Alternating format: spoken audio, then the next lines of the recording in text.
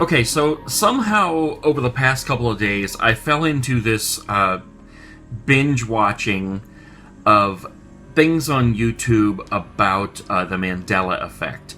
Now, I think the very first time I ever heard of the Mandela Effect was, like a lot of people, when we were talking about the Berenstain Bears. Now, I personally remember it as the Berenstain Bears with E-I-N, but apparently now, and it supposedly always has been, the Berenstain Bears, A-I-N. Not the way I remember it, but, you know. So that's the first time I ever heard about the Mandela Effect. I actually had to look it up and figure out why it was called the Mandela Effect. And if for anybody who doesn't know, it's because a lot of people have very strong memories and, vivid, detailed memories of Mandela dying back when he was in prison in the 80s or even in 1991, when in fact the story now is that he died in 2013. He got out of prison, he became president, did a whole bunch of things, and then he died in 2013. But since such a large amount of people have the same memories of him dying so long ago, even as far as remembering the funeral procession and, celebrities and concerts and things like that, that is why this has been coined the Mandela Effect. So I thought I would just kind of talk about a few things that I've seen over the past couple of days in these videos, especially the ones that really hit home with me. Because the thing is that there are a lot of them out there with like song lyrics or lines from movies like Forrest Gump. Life is like a box of chocolates. That's a big one. A lot of people say, oh no, it's been changed because in the movie he says life was like a box of chocolates. But they insist that the line is actually life is like a box of chocolates. Now later on in the movie his mom does say life is like a box of chocolates. But I can see where when you're thinking about that line and you're taking it out of context, where you would automatically just say life is like a box of chocolates. Because if you're talking to a friend and you're using it like as a joke with somebody, you're not going to quote it and say life was like a box of chocolates. You're automatically going to say life is like a box of chocolates. That one can sort of be explained away. I'm not saying it never was life is like a box of chocolates. I'm just saying that it would be easy to explain that away. The same with some song lyrics. A lot of the times the word a and the are switched, and people are like, no, I remember it with an A, like Interview with a Vampire. Now it's Interview with the Vampire, and a lot of people swear it was always Interview with a Vampire. I personally remember it being Interview with the Vampire because I thought that sounded strange, and I had to convince myself that it was Interview with the Vampire because I always thought that it should be Interview with a Vampire. So I think that when people think about it, they immediately say Interview with a Vampire. And the kind of proof that people use in these videos for that are clips of other people just calling it Interview with a Vampire. That doesn't really prove anything, honestly. But again, who knows? Maybe it was Interview with a Vampire. But while I'm going through these things and I'm watching, each thing that came up, I would pause the video and I would think to myself, okay, what do I know about this particular thing? And then I would watch the video to see what it was about. A lot of them, for me, were kind of easy to explain away, but the first one that really hit home with me was one that I watched about a Phil Collins song called In the Air Tonight. Now, the very first thing I thought of when they began talking about this was the story that I remember listening to him tell on one of these shows like MTV Behind the Music or, VH1 or something like that. And I remember him telling the story behind that song, and it had to do with a drowning boy. And I don't remember, word for word, but it was something like he couldn't help or he watched somebody else not help or something like that. The way that song came about was something about this drowning boy and he was unable to help. Now that I saw long ago, it has always been in my head, and anytime I have ever heard that song, I think about that story. So when I was watching this video yesterday and they brought up that song, it's the first thing I thought of. Well, the particular Mandela Effect related to this song was not about that. They were saying that the song lyrics, some people remember as Hold On, and some people remember as Oh Lord. I personally remember it as Oh Lord.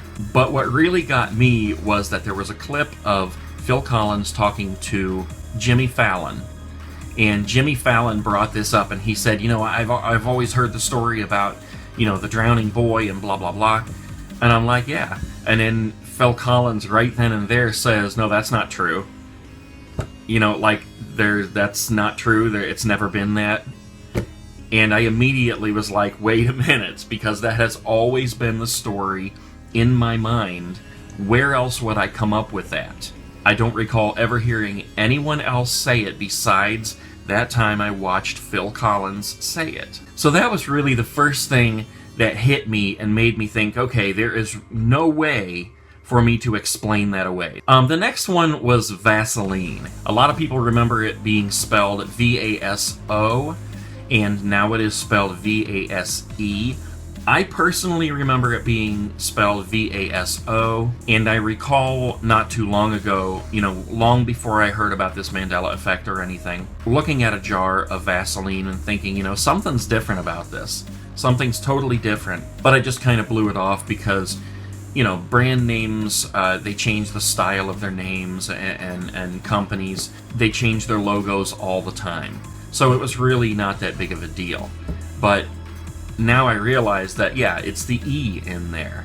It's supposed to be spelled V-A-S-O.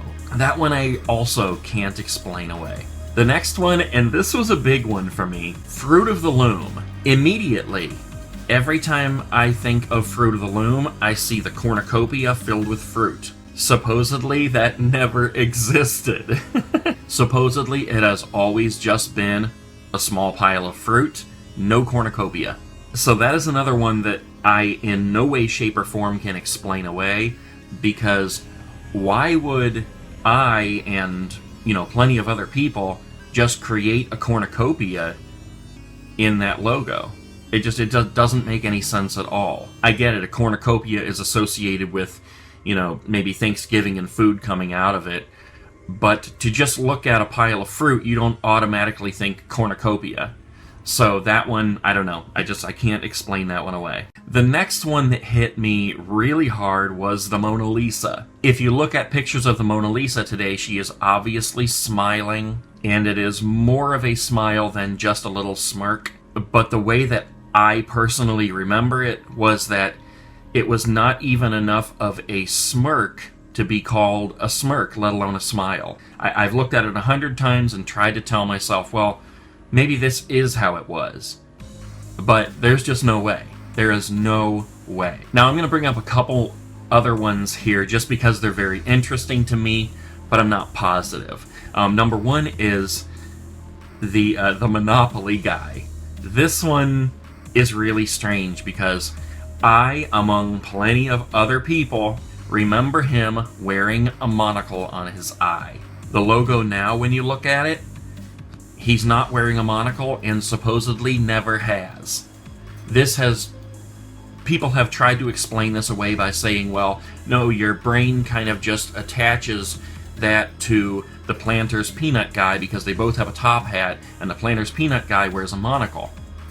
But that's just not the case. And I've even seen people commenting from other countries who say we don't even have that peanut guy over here, and all of us still remember the monocle. Another one which is kind of questionable, but it threw me off, is Jif peanut butter. A lot of people swear it used to be called Jiffy, and when I saw this one, I thought, oh my god, yes, I remember Jiffy peanut butter. But if I had to explain it away, I would have to say that, okay, there's also Skippy peanut butter, so maybe you just kind of mix it up there. I don't know. The other one is Looney Tunes. People are just flipping out because the present logo spells it T-U-N-E-S, and they say that no, it's supposed to be T-O-O-N-S, it always has. And the funny thing is that in one of these videos, somebody showed the back of the Space Jam VHS, and it is spelled T-O-O-N-S. Plus, somebody else looked at the copyright registrations from Warner Brothers. There is a copyright registration spelled T-U-N-E-S, but 2 years before that, there is one spelled T-O-O-N-S, also held by Warner Brothers. So how do you explain that? Now, the last one I want to talk about here, that is just a very, very, very, very strong one, is the Bible verse Isaiah 11:6. I am the least religious person in my whole family. Everybody else goes to church. My dad was a preacher, my brother was a preacher, my brother-in-law is a preacher. So, only person I could get a hold of was my brother, but I called him and I asked him about this, and I was trying to think of a way to ask him without kind of giving it away. So I said first, do you right offhand know Isaiah 11:6? And he thought about it for a minute, and he said, I don't recall right offhand. And I said, okay, let's see. I'll tell you a little bit of it, and you fill in the blanks. And I said, the lamb.